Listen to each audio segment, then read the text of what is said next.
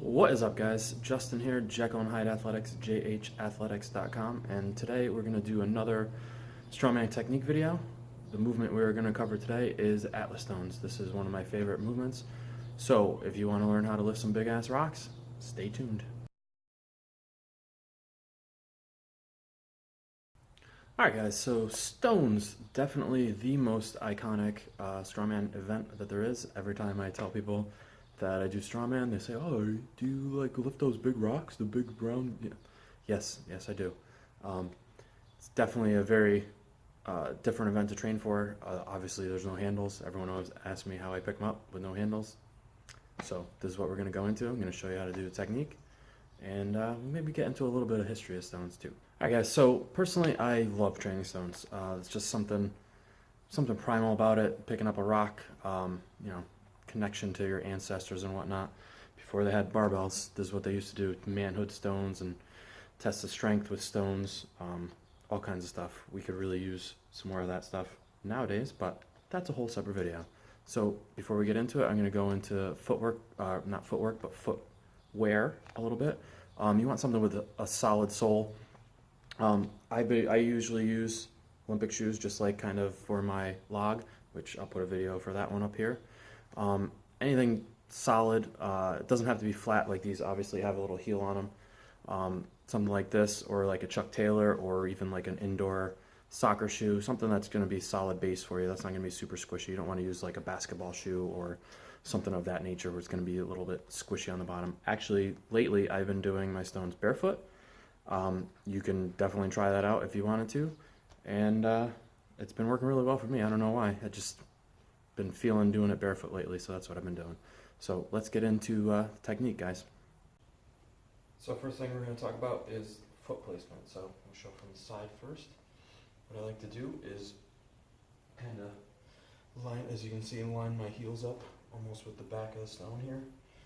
That's going to put you in a good position where when you get down to lift the stone, your arms are going to be right in the center. It's going to put you right over the top of the stone. Now, as far as width, you don't want to be way out here.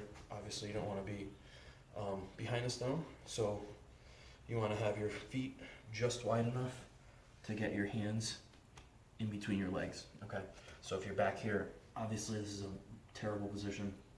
You're not going to be able to get any strength out of here. And if you're too wide, same thing. It's just not a very efficient position. So you want your feet just outside, so you get your arms in between, and then also you want your heels right in line with the back of the stone. Alright guys, so we got our feet in the right position, just outside of the stone, heels in line with the back, and we're going to go over hip position. So the mistake I see a lot of people make on this is trying to get way too low and kind of squat down and get into the stone. What you want to think about is making it more of like an RDL or stiff leg deadlift. So you want to keep your hips high. Okay, arms are going to be straight, right in the center of the stone. Hips high. Okay, and your back is going to round over a little bit just because of the shape of the stone. You want to get your fingers as far under as possible. So this about here should be your starting point, okay? So, like I said, hips high, come down on the stone, more like a deadlift up, instead of coming here and getting kind of over it. What that's gonna do, getting down in this position is gonna kind of put your, see how my arms are kind of bent, put your biceps in a bad position. It's also not very strong position as well. You're gonna be much stronger from this position than you would be from here. So hips high, feet just outside the stone, heels in line, hands in the center, spread your fingers out, get your hands underneath the stone as far as you can. That's the starting position. Alright guys, so from the ground to the lap, you want to think about, it's almost like you're deadlifting and kind of rowing in with your upper back as well. So it's all kind of one motion to get it onto your lap, okay? So like I said, we got our feet just outside, heels in line, arms are going to be right in the center, hips high, okay? And then you're going to pull, deadlift, and row, and then come into your lap. once you get the stone to here, what you want to do is roll it in as close to your hip as possible, and then you're gonna get your arms over the top. So like when you're learning to drive, hands at 10 and 2, the stone in your lap, you want your hands over the top. You don't want to be underneath or even on the sides. You're gonna get a lot more leverage with loading with your hands up over the top. What you also want to do is, as you're coming in, you're kind of going to bring your feet a little bit closer together too. That's going to give you more extension at the top. Okay, so I'll do it from this angle. So feet just outside. Come down, hips high, go up, feet in, over the top. Okay? Alright guys, so we're halfway there. We got stone into our lap. Got it up in here, close to the hip. Sitting down with it, arms over the top. Okay? Now from here, there's two different ways to load. I'm going to show you the way that I don't do it. First, a lot of people, I'm not going to use the stone. A lot of people get to this part, and some people end up kind of front squatting up from here, so you're basically kind of front squatting and extending. Okay, that's perfectly fine if that's the way you want to try to do it. I personally have never found much success with that, so I do it a little bit differently. So from this position, okay, squeezing the stone in nice and tight. Okay, what I like to do is raise my hips up, okay, and then I'm gonna extend that way. So I find that this little movement of raising my hips up and getting a little momentum in there, almost like a kettlebell swing. I find that makes it much easier for me to load. You're actually using a little bit of momentum in your hips instead of trying to statically front squat the stone up. You got to have a very good front squat if you're going to do that, obviously.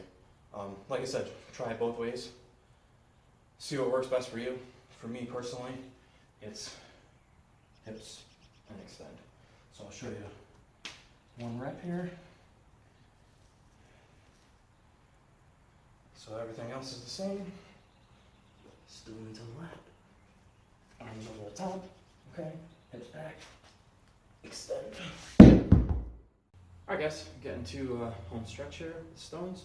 So, we're off the ground, into our lap, arms over the top, roll the stone in as tight as you can, and you're either front squatting from there, or hips back and exploding out.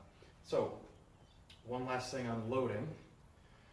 I see a lot of people end up looking at the bar as they're loading, so they don't actually get full extension. As you can see, I kind of, with my chin down, looking at where I'm loading to, I can't really extend as far as if I throw my head back and look at the ceiling. I can get a lot more extension out of it. So that's one little tip. As your hips are coming forward, you want your head to start going up and back. Okay, that's really going to get your chin almost like the log when you have a log on your chest. It's going to get your head out of the way so that you can fully extend for super high bars or something like that. Obviously, if the bar is taller than you are, you're going to have to kind of do some fancy finagling and pressing and whatnot to kind of get over it. So let me show you what a full rep over the bar looks like. I'll do a couple of them. Okay. So we're right over the stone, feet just outside, heels in line, arms are going to be right in the center. Okay, hips high, hands underneath, squeezing the stone, up to the lap, roll it in, arms over the top, hips extend, up. Over. So, that's it. I'll do one more.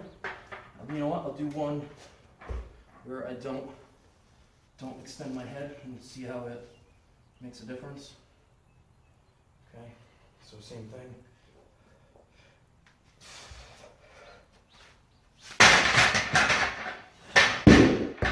See how I had kind of a little bit more trouble. I end up slamming into the bar instead of extending and getting all the way over.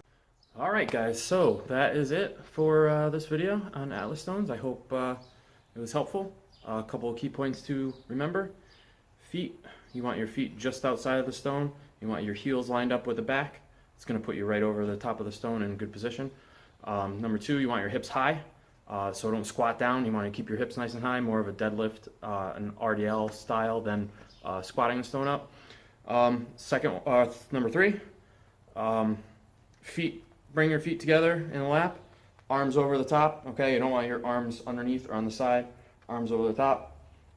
Four, throw your head back when you extend to load over the bar onto a box, whatever you're loading onto. So, like I said, I hope that was helpful.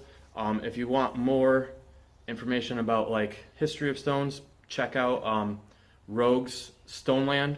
Fantastic video on Scotland stones. What they used to use for manhood stones. They still, have the Dinny stones and the inverse stone and all these other stones that they have in Scotland that were tests of manhood that are still active today. That you can actually go there and lift something that's been around for 1,000 years, which is pretty freaking awesome if you ask me. So, thank you very much for watching. Please subscribe to the channel, like the video, share, comment. Let me know other events you want to see. Next week I will probably be doing one other one. I'm not sure exactly what I'm going to do yet. Alright guys, please take this info, go lift a stone, be awesome, and as always, have a plan, have a purpose, and always be the hardest worker in the room. See you on the next one.